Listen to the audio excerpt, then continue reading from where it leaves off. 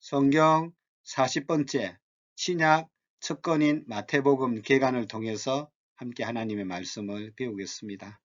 마태복음 중요한 구절을 세 군데 발췌했습니다. 마태복음 1장 1절 아브라함과 다윗의 자손 예수 그리스도의 계보라 족보라. 16장 16절 시몬 베드로가 대답하여 이르되 주는 그리스도시요 살아계신 하나님의 아들이시니이다. 28장 19절에서 20절 그러므로 너희는 가서 모든 민족을 제자로 삼아 아버지와 아들과 성령의 이름으로 세례를 베풀고 내가 너희에게 분부한 모든 것을 가르쳐 지키게 하라.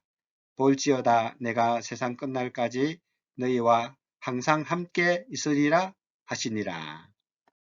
성경은 어떤 책입니까? 성경은 하나님의 말씀이지요. 예수님에 관한 이야기잖아요.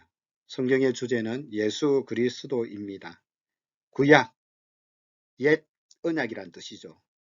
옛 언약의 내용은 메시아 되신 예수님, 그리스도 되신 예수님께서 오신다라는 언약의 말씀입니다.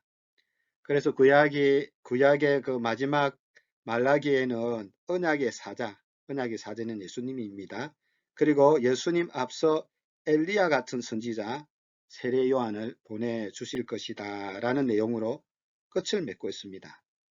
구약 성경 마지막인 말라기와 신약의 척건인 마태복음 사이를 신구약 중간사라고 하는데 그 기간이 약 400년 정도 걸립니다. 400년 후에 이 말라기의 예언이 이루어지죠. 메시아 대신 예수 그리스도가 오시기 때문에 말라기에 말했던 언약의 사자 예수님이 400년 후에 오심으로 마태복음이 시작이 됩니다. 신약이 시작되면서 이제 사복음서가 나오는데 사복음서의 주제도 예수님은 누구신가? 예수님의 신분과 하시는 일을 기록하고 있습니다. 신약은 새 언약이라는 뜻이죠. 언약의 완성자로 오신 예수님의 이야기가 기록되어 있습니다. 신약의 마지막 요한계시록은 다시 오실 예수님, 마라나타 아멘 주 예수여 오시옵소서 진실로 속히 오리라 라는 말씀으로 끝을 맺고 있습니다. 구약의 말라기의 말씀이 예언되었다면 신약의 요한계시록도 그 예언이 성취될까요? 안 될까요? 예, 성취되겠지요. 언젠가는 우리 예수님이 재림의 주로 다시 오실 것을 확신합니다. 어쨌든 사복음서 주제는 예수님은 누구신가? 예수님이 하신 일, 말씀, 또 여러 기적들 그런 내용들이 기록되어 있습니다. 예수님의 탄생을 중심으로 BC와 AD로 나눕니다. 역사를 His story라고 하지 않습니까? His story가 역사가 히스토리인데 His story라고 합니다. 그 말은 역사는 그의 이야기. 그의 이야기가 누구의 이야기겠습니까? 예수님의 이야기라는 거예요. His story. 예수님의 탄생으로 인류의 역사는 BC와 AD로 나누어졌습니다. 세상 사람들은 인간 중심의 역사를 서기를 원하지요. 뭐 정치적이든지 경제적이든지 인류사든 인간이 이렇게 발전되어 와서 인간이 중심이 되었다라고 말하고 싶지만 그렇지 않습니다. 세상의 모든 역사, 하나님께서 다스리는 이 모든 역사는요, 예수님을 중심으로 그렇게 역사가 흘러왔습니다. 하나님이 또 예수님 중심으로 이 세상을 통치하고 계시죠. 그래서 하나님은 성경을 통해서 구원의 과정, 구속사, 우리를 구속해가는 역사를 성경을 통해서 기록하고 있습니다. 왜 사복음서를 주었을까요? 마태, 마가, 누가, 요한 왜 네 권을 주셨습니까? 하나님은 전능하신 분이시기 때문에 척하면 동시에 다 아십니다. 그러나 우리는 한계성 때문에 한 번에 다 알 수가 없어요. 다양하게 설명해 줘야 풍성하게 알 수가 있습니다. 어떤 집을 이해하기 위해서 정면으로 보는 정면도도 필요하지요. 또 옆면으로 보는 측면도도 필요하고 또 뒤에서 보는 후면도도 필요하다는 거예요. 전체의 방 구조를 알기 위해서는 평면도도 필요하겠죠. 여러분이 사람을 한 사람 소개해주면 어떤 식으로 그 사람을 소개해줄까요? 뭐 겉으로 드러나는 외모, 키, 몸무게, 또 가정의 배경, 공부는 어떻게 했다, 직장은 뭐다 해서 우리가 겉으로 볼 수 있는 내용만 예공을 하잖아요. 그러나 그것만 얘기하지 않잖아요. 그 사람의 성품이 어떻다, 성격이 어떻다, 그리고 자라난 소시대 이야기를 안다면 그런 이야기, 친구 관계, 부모님의 관계, 또 부모님은 뭐 하시는지 두루두루 설명해 줄 때 그 사람에 대해서 종합적인 이해가 되는 거죠. 마찬가지로 예수님에 대하여 집중하여 쓴 이 네 권의 책, 사복음서는 다양한 측면에서 예수님에 대해서 말씀하고 있습니다. 그러나 이 사복음서는 한 사람에 대한 일대기나 전기의 형식은 아닙니다. 물론 태어나서 죽을 때까지 시간순으로 기록하되 중요한 사건을 집중적으로 조명하고 있습니다. 예수님의 공생애에 집중하고 있고 예수님의 설교, 기저, 또 가르침, 그런 내용들이 집중이 되어 있고 더 많은 분량을 차지하고 있는 것은 예수님의 생애의 마지막 한 주간, 고난주간이라고 부르잖아요. 그 주간을 집중적으로 조명함으로 예수님께서 우리를 위하여 십자가에 달려 돌아가신 구원자, 메시아, 그리스도이심을 밝히 보여주고 있습니다. 뿐만 아니라 부활, 성천하는 내용까지도 기록되어 있습니다. 마태복음의 주제는 유대인의 왕으로 오신 분이 예수님인데 예수님은 유대인의 왕뿐만 아니라 만왕의 왕으로 오신 분이다라는 것을 마태복음은 점층적으로 설명하고 있습니다. 마가복음은 섬기기 위해 종으로 오신 예수님, 많은 사람의 대속물이 되어서 종으로 섬기기 위해 오신 예수님. 그래서 예수님은 행동하시는 예수님의 초점을 많이 두고 있습니다. 즉시 아주 활동적인 예수님의 섬김의 모습을 볼 수가 있습니다. 누가복음은 사람의 아들로 오신 예수님, 가장 인간다운 아름다운 인성을 보여주고 계십니다. 이 누가는 누가복음과 사도행전 두 권을 기록했죠. 그래서 앞에는 예수님에 관한 이야기, 사도행전은 교회 이야기, 교회 역사 이야기, 성령 역사의 이야기를 기록하고 있습니다. 요한복음은 하나님의 아들로 오신 예수님, 말씀으로, 신성으로 오신 예수님, 그런 예수님에 대하여 아주 재미나고 은혜로운 말씀으로 사복음서가 기록되어 있습니다. 이 마태복음의 특징을 살펴보면 이 마태복음은 유대인을 위한 복음서이죠. 예수님을 영접한 유대인뿐만 아니라 믿지 않는 유대인들에게도 예수님이 어떤 분인가를 소개하고 있습니다. 예수님은 유대인들이 기다리던 메시아입니다. 그리스도가 맞다는 거예요. 1장 1절은 족보로 시작되지요. 아브라함과 다윗의 자손 예수 그리스도의 계보라, 족보다라고 시작하고 있습니다. 그러니까 아브라함 하면 누굽니까? 믿음의 조상, 이스라엘의 조상이죠. 다윗은 누굽니까? 다윗 왕이지 않습니까? 그래서 아브라함의 언약과 다윗의 언약의 자손으로 예수님은 그리스도, 메시아로 오셨다. 그래서 1장은 족보를 통해서 유대인의 족보를 통해서 언약을 성취하신 그 예수님, 너희들이 그렇게 기다리던 그 메시아가 오셨는데 그리스도가 오셨는데 그분이 바로 예수님이다라고 말씀하고 있습니다. 아브라함 언약은 12장에 창세기 12장에 나와 있고 다윗 왕의 언약은 다윗 언약은 사무엘 7장에 나와 있죠. 그래서 이 언약을 성취하신 분이 예수님이다라고 소개하고 있습니다. 1장은 이제 족보 이야기인데 1절에서 16절까지 족보를 쭉 소개하고 있습니다. 성경을 처음 읽는 분들은 모르는 이름이 나열되니까 사실 읽기가 힘들어요. 아니 무슨 이름이 족보가 이렇게 나도 알지 못하는 이름이 나열되니까요. 좀 있다 보면 지쳐요. 하지만 유대인들에게 너무나 잘 알려진 인물들이잖아요. 그리고 난 뒤에 1장 17절에 보면 그런즉 모든 대수가 아브라함부터 다윗까지 14대요. 다윗부터 바벨론으로 사로잡혀 갈 때까지 14대요.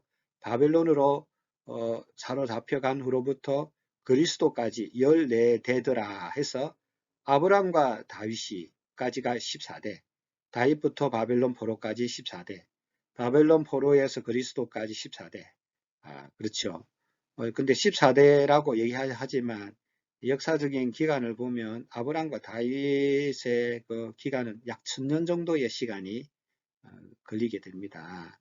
그리고 다윗부터 이제 이 바벨론 포로까지는 약그 500년 그렇게 걸린다고 볼 수 있죠. 그리고 바벨론 포로부터 그리스도까지도 약 500년 정도로 잡는다 해도 이 기간적으로도 길이가 안 맞고 모두가 정확한 14대도 아니죠. 그런데 굳이 14라는 14대로 맞춘 것은 이 다윗이라는 이름을 숫자로 계산해 보면 14가 나옵니다. 예수님은 다윗의 후손으로 오신 분, 언약을 성취하신 다윗 왕가로 오신 예수님께서 영원한 왕으로 오셨고 영원히 다스리시고 그분이 바로 메시아이다, 그리스도이시다 라는 것을 소개하고 있습니다. 근데 유대인의 왕이 아니라 왕뿐만 아니라 모든 민족의 왕으로 만왕의 왕으로 오심을 말씀하고 있죠. 우리가 마태복음 28장 19절 20절이 예수님께서 승천하기 전에 우리 제자들에게 주신 가장 큰 명령, 지상명령이라고 하지 않습니까? 이것은 교회의 사명의 말씀이기도 합니다. 모든 민족으로 제자를 삼아 해서 유대인의 왕만 아니라 모든 민족의 왕, 만왕의 왕이심을 보여주는 것이 마태복음의 특징입니다. 따라서 약속된 메시아의 왕국은 이 땅에서 예수님을 영접하는 자들 안에서 시작되지요. 주는 그리스도시요 살아계신 하나님의 아들이다 라고 고백한 베드로의 그 고백, 예수님을 영접한 그들 속에 메시아 왕국이 시작이 되어집니다. 이 유대적 상황 가운데 십자가를 지신 예수님은 온 인류의 구세주이시다라고 말씀할 수가 있습니다. 유대인들은 어떤 메시아를 기다리고 있었습니까? 로마 압제에서 해방해 줄 정치적인 메시아를 기다렸죠. 그러나 예수님이 오신 목적은 모든 민족을 구원시키고 인류의 가장 중요한 문제인 죄와 사망의 문제, 사탄의 권세에서 해방시킬 만왕의 왕으로 오셨죠. 그래서 우리가 그 예수님, 죄와 사망과 악한 사탄의 세력으로부터 해방하고 인간의 근본적인 문제를 해결하기 위해 오신 그 예수님, 온 인류의 구세주인 예수님을 전도해야 할 이유가 생기게 됩니다. 예수님을 믿고 섬기는 목적이 여러분 뭐라고 생각합니까? 구원받고 이제 우리가 천국 가기까지는 이 땅의 삶이 나그네, 광야와 같은 삶입니다. 그래서 훈련 잘 받고 가나안 땅으로 들어가는 것이 최대의 목표입니다. 이 땅에 욕심 버리고 화려함, 폼나게 사는 것, 그것을 우리가 버려야 됩니다. 물론 우리의 필요를 위해서는 기도할 필요가 있죠. 그러나 하나님이 허락해 줄 수도 있고 허락 안 해줄 수도 있습니다. 모든 것을 하나님께서는 복음을 전하는 그런 소품으로 사용하고 계십니다. 그래서 이제 유대인들과 기독교인들의 그 공통점과 차이점을 한번 생각해 보면 공통점은 구약 성경을 다 같이 믿고 하나님을 믿고 계시죠. 그리고 선택받은 자들이라고 둘 다 생각합니다. 차이점은 기독교는 신약 성경을 하나님의 말씀으로, 예수님을 구세주로, 교회 공동체를 영적인 이스라엘 공동체로 여깁니다. 유대교는 어떻습니까? 여호와 하나님만을 믿고 구약 성경만 믿죠. 아직도 메시아를 기다리는 선민 사상 속에 살아가고 있습니다. 자, 그래서 우리가 예수님이 어떤 분이라고 이제 알게 되면 우리는 어떻게 살아야 할까요? 구약에는 율법을 주었잖아요. 신약에는 예수님께서 복음을 주셨어요.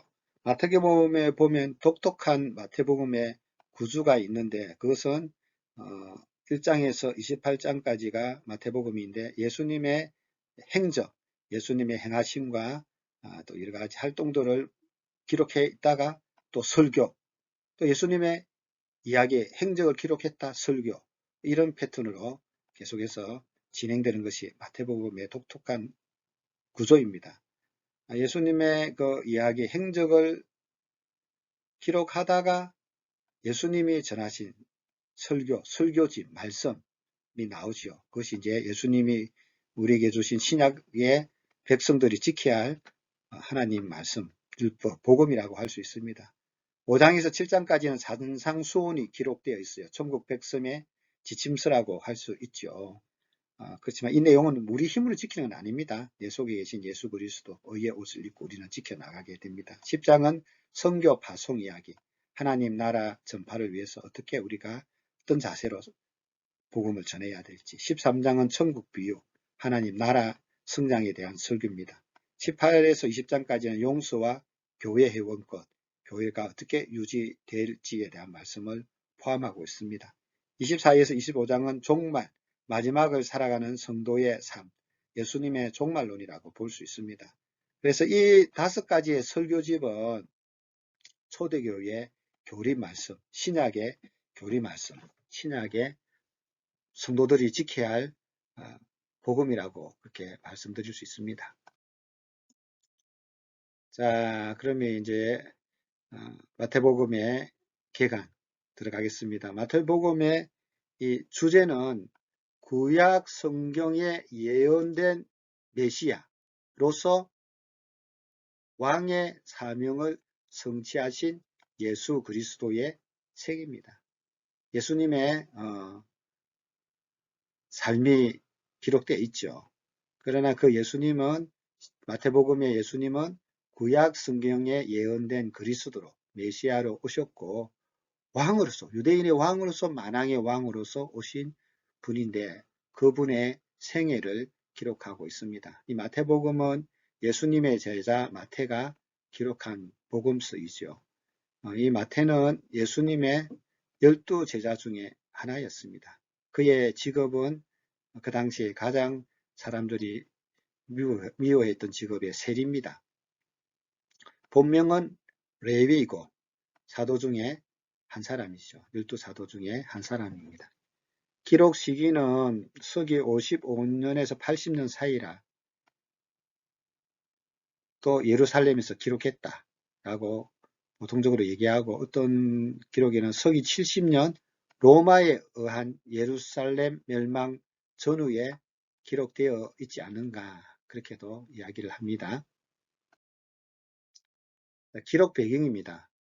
유대인을 위해 서여진 마태복음은 예수님이 구약 성경에 예언된 메시아임을 족보로 1장에 족보가 시작되지요. 족보로 보여주고 구약의 말씀이 신약의 성취됨을 증거함으로 보여줍니다. 구약에 기록된 이 말씀이 그대로 이루어졌다. 주께서 선지자로 하신 말씀을 이루려 하심이다 라고 마태복음에서는 구약 성경에 관한 12군데를 인용하면서 구약 성경을 이루기 위해 예수님이 오셨다라고 말을 하지요. 대표적인 성경 구절을 하나 들라면 보라 처녀가 잉태하여 아들을 낳을 것이요 그 이름은 임마누엘이라 하리라 하셨으니 이를 번역한즉 하나님이 우리와 함께 계시다 함이라. 마태복음 1장 23절이죠. 이 말씀은 이사야 7장 14절의 말씀에 대한 그 예언의 말씀에 대한 성취입니다. 7장 14절 보면 그러므로 주께서 친히 징조로 너희에게 주실 것이라. 보라 처녀가 잉태하여 아들을 낳을 것이요 그 이름을 임마누엘이라 하리라 하는 예언이 그대로 이루어지게 됩니다. 신약의 성취됨을 정감으로 보여줍니다.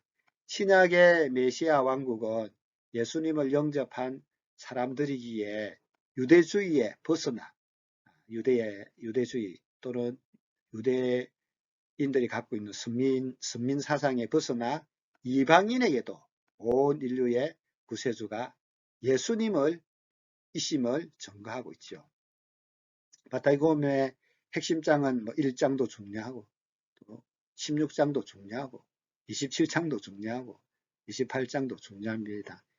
특별히 이제 27장, 26장은 예수님의 십자가에 관한 내용들이 기록되어 있죠.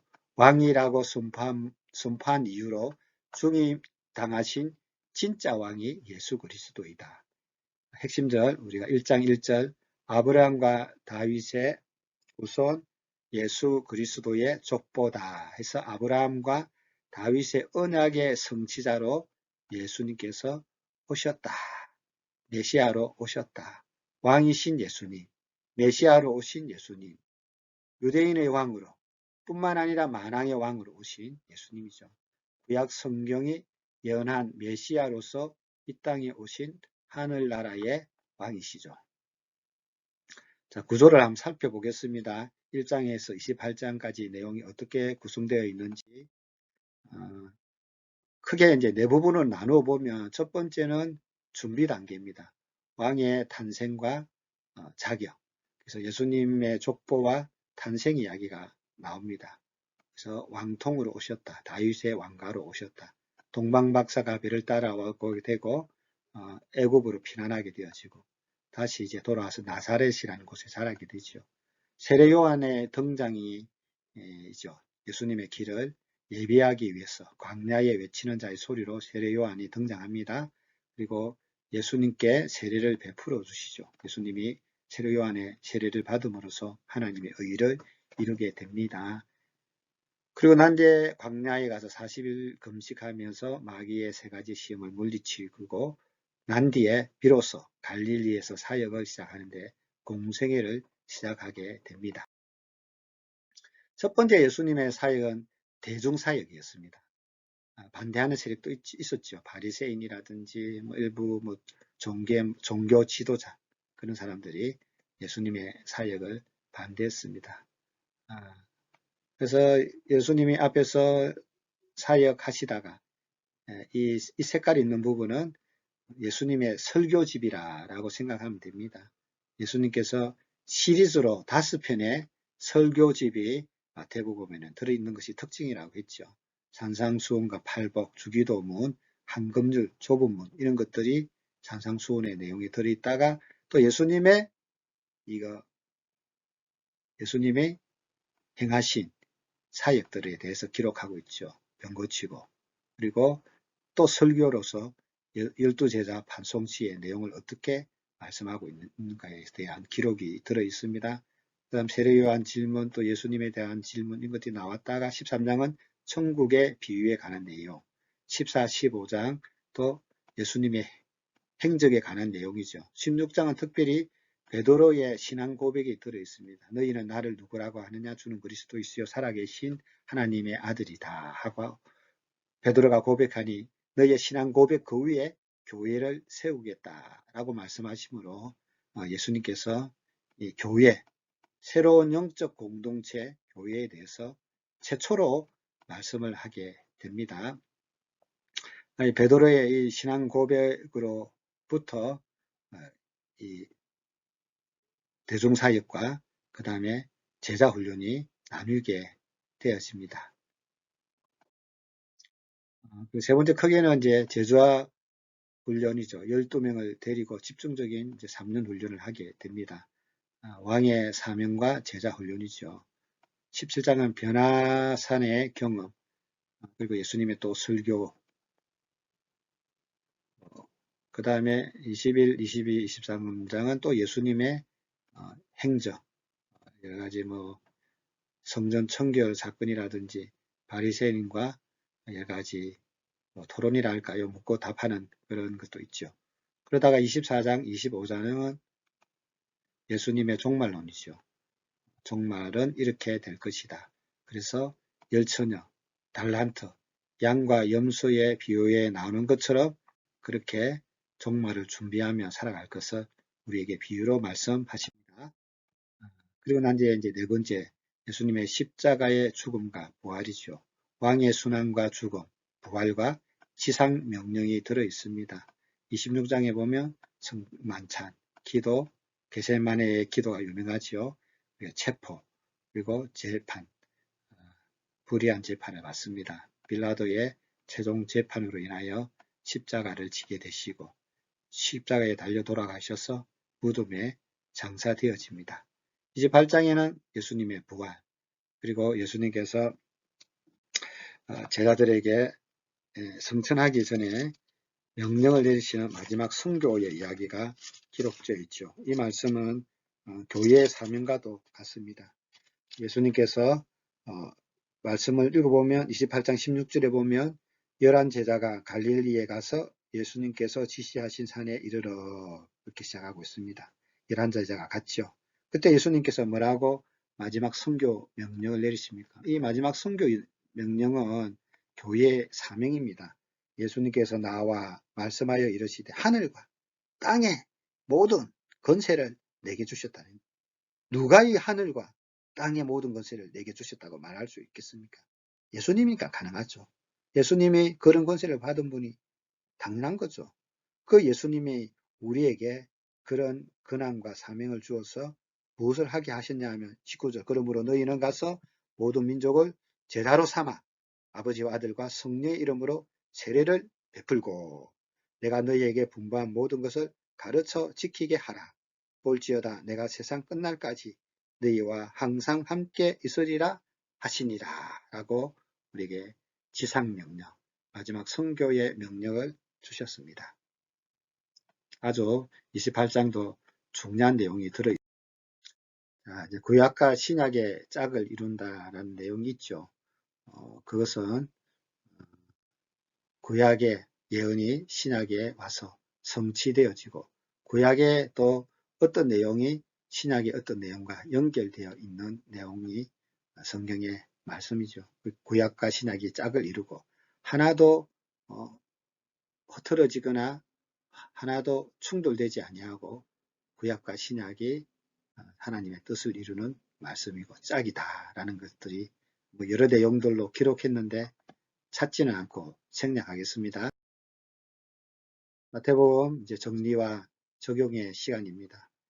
만왕의 왕으로 오신 예수님, 죽음으로서 날 구원하신 예수님, 나는 예수님의 은혜로 예수님 왕국의 하늘나라의 백성이 되었죠. 항상 감사하면서 주님 왕국의 시민답게 살아야 됩니다. 우리는 두 개의 국적을 가지고 있지 않습니까? 대한민국의 국적, 또 하늘나라의 국적을 가지고 있습니다.